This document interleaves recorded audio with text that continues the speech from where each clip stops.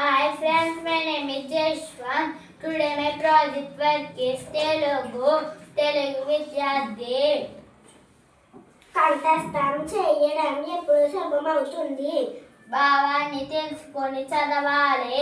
అర్థమైనట్లయితే కంఠస్థం చేయడం చాలా సులభమవుతుంది.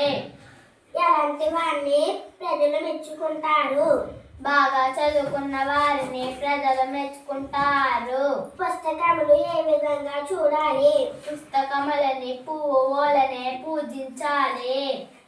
బడి మానేస్తే కలిగే నష్టాలు. పాఠాలు రాలేదని బడి మానివేయకూడదు. నిన్నటి పాఠాలు ఈరోజు పాఠాలు మొత్తం కలిపి చదవడం చాలా కష్టమవుతుంది. తిరిగి ఆ పాఠాలని ఒక్కసారిగా చదవడం చాలా శ్రమతో కూడిన పని. చదువు ఎప్పుడు వస్తుంది? మళ్ళీ మళ్ళీ చదివితే వస్తుంది. Thank you sir.